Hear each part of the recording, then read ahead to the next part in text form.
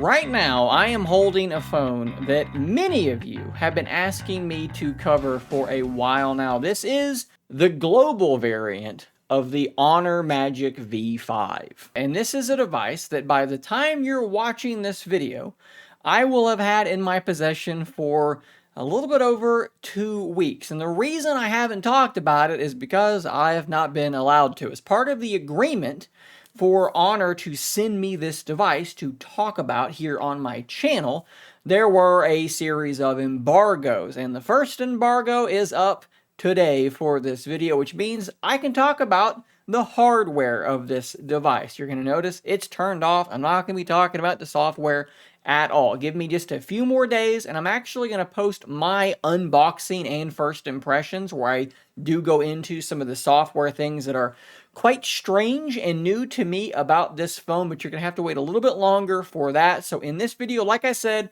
let's take a closer look at the hardware of the Honor Magic V5. So we've got the Honor Magic V5 here and the Samsung Galaxy Z Fold 7. As if you cannot tell these two devices apart, you can see that in terms of physical size, they are very, very similar devices. We are looking at a 6.4-inch outer screen for the Honor Magic V5 and a 7.95-inch inner screen. So again, those are both very, very similar. When you talk about the thickness of these devices, you can see, again, we are very, very similar. The weight, we're only about 2 grams apart. So in a lot of ways, these two phones are going to be great competitors for one another. But you might see one really big difference, and it's those camera bumps.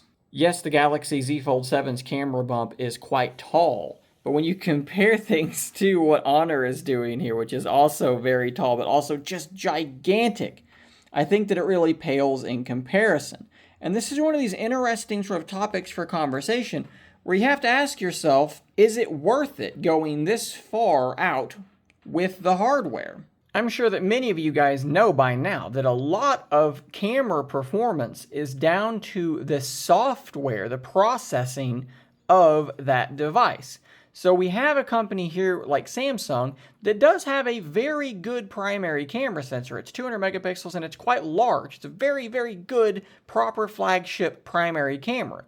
But what Honor is doing here is they're saying, let's have really high-end sensors all across the board. So what you have is a 50 megapixel primary, a 50 megapixel ultra wide, and a 64 megapixel periscope telephoto, which is 1/2 inches. It's considerably higher resolution and larger than the telephoto here on the Galaxy Z Fold 7. Whereas Samsung really just has a great primary, an okay ultra wide, and a fairly lackluster telephoto. It's really interesting to see how these two devices compare in terms of the actual output, with one company saying, yes, processing's cool, but we're going to have really high-end hardware. Another company saying, we're going to have a really high-end primary and lean on that computational photography for the rest. Quickly here, we'll take a look at a handful of samples. And it's not going to take long for you to start to see really big differences in the ways that these phones are processing photos. Here's a photo of my dog Rose laying underneath the desk I'm currently sitting at. Lighting is not great. And here is what Samsung came up with.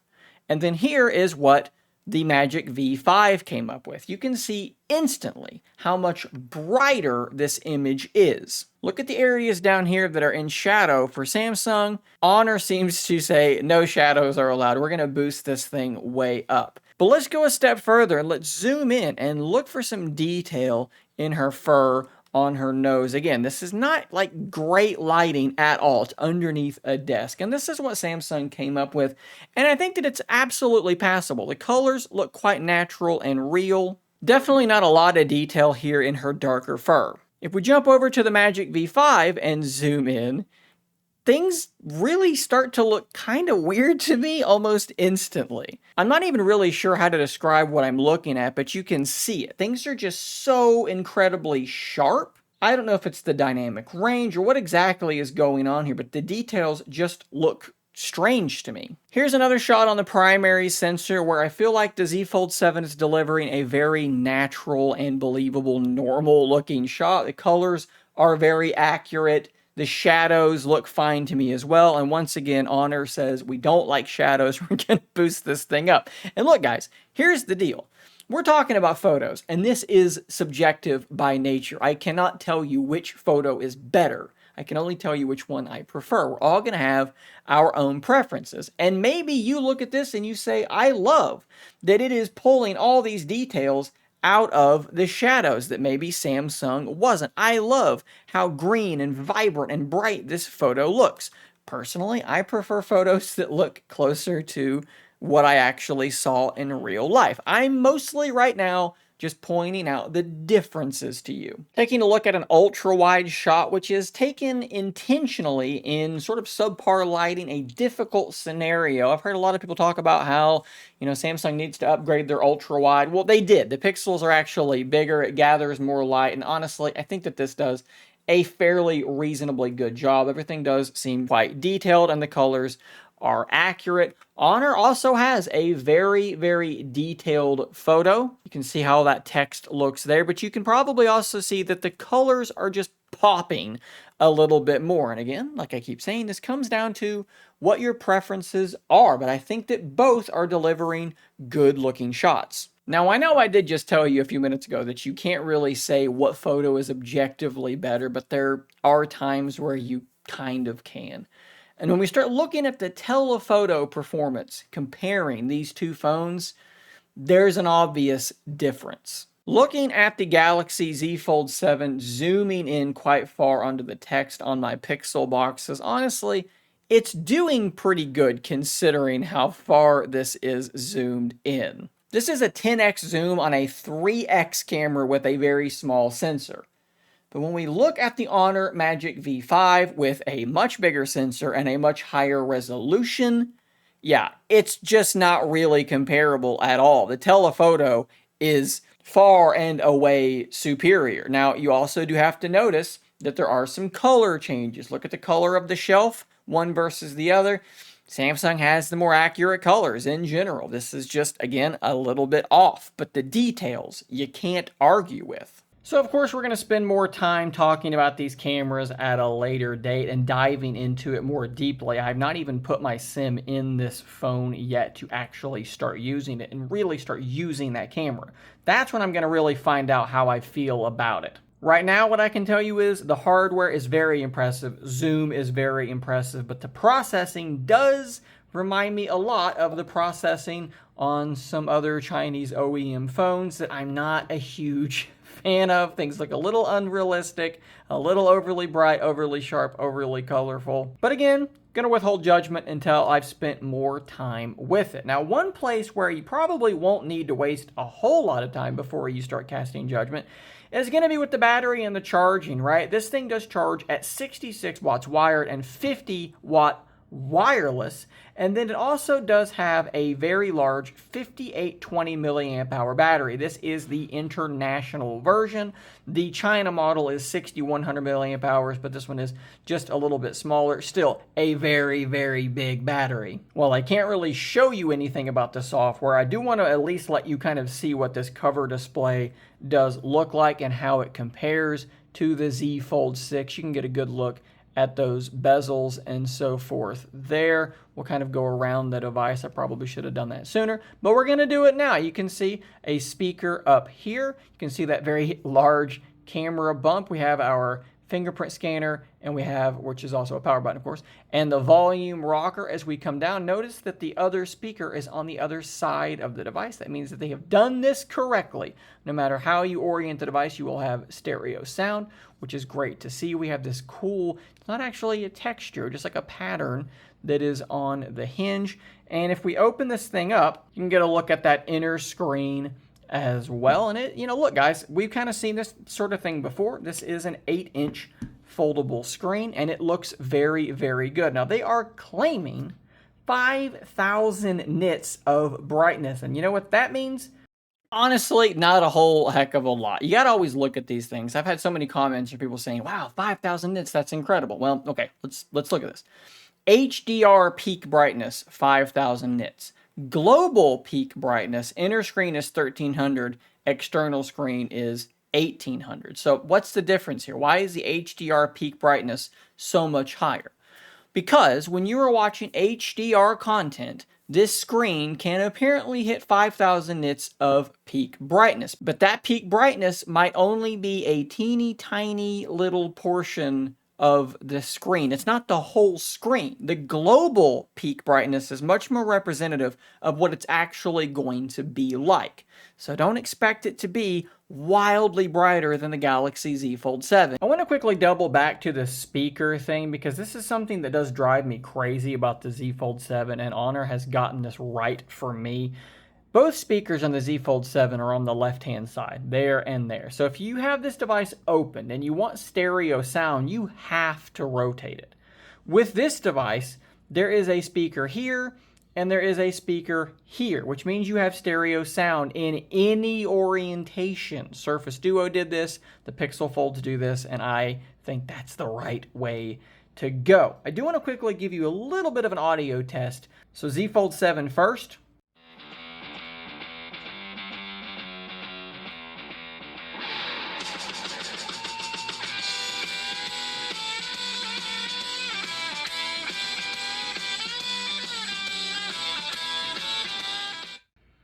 Definitely not bad. It's loud, much louder than the Oppo Find N5. I just hate that all the sound comes out of one side of the device. Checking out the Honor Magic V5 now.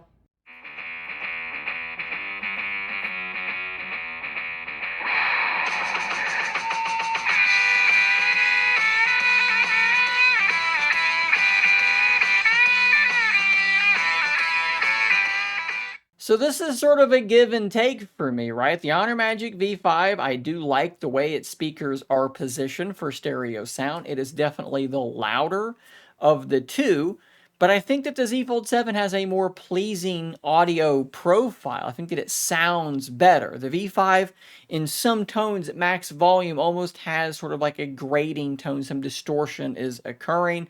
You're not really getting that on the Z Fold 7, so which way do you prefer? Do you want that extra volume and the stereo sound, or do you want a little bit maybe better sounding audio? I don't know. It's also fair to point out that some of the testing that Honor has done on the hardware of this phone has been very, very impressive. Like trying to bend it backwards with weights and things like that, or even sticking it into water full of ice, literally freezing the thing and like spinning it around in like freezing cold water.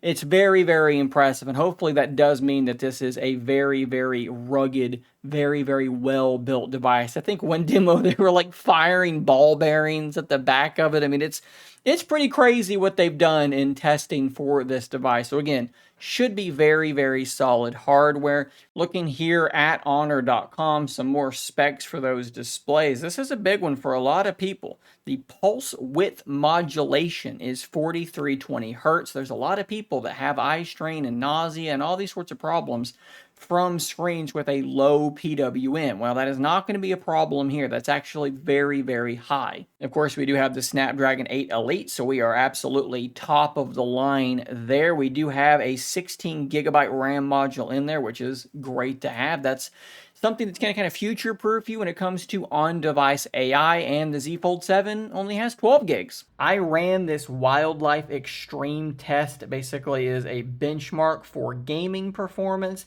and yeah, you can see the score for yourself. The Magic V5 absolutely destroyed Samsung with this test. You can see that we lost 1% of battery here. We did not lose a single percent here. But the frame rate, 11 to 42, 22 to 48, this thing is just faster. And before I forget to mention it, something that you might have seen in various screens we've been looking at on these two devices, this has a much more reflective display, and that's also going to affect the perception of screen brightness in certain scenarios. So just from the hardware alone, it's clear that Honor has made something extremely, extremely impressive. The camera hardware is off the charts. The battery, the charging, absolutely off the charts. We have the latest and greatest processor. We have 16 gigabytes of RAM. Of course, we are as thin and as light as any device on the market. And even though it's not available in every single region, the regions where it is available, it's got a very competitive price point that's cheaper than what Samsung is doing. I think a lot of you watching learned how that import process worked with the Oppo Find N5, and it's going to be a very, very similar process for the Honor Magic V5 with a couple of big differences, one of which being you don't have the downgraded camera hardware. This is, your full like flagship-esque camera setup. So like I said earlier in this video, I do have that embargo going on where I can't talk about the software on this device just yet. So we're going to have to leave it here. Hit that subscribe button before you go, because I do, like I said, have a proper unboxing video coming where you're going to see my first impressions in real time, and you're going to see some of the setup process, and you're going to see me kind of do some of the customization and kind of running through some of the immediate things I noticed about the software in this device. And then down the line, we're going to have a much deeper dive into how this device actually works before a full review. A promising start looking at the hardware. Much more to come, guys. Thanks for watching. I'll see you on the next one, and until next time, stay nerdy, my friends.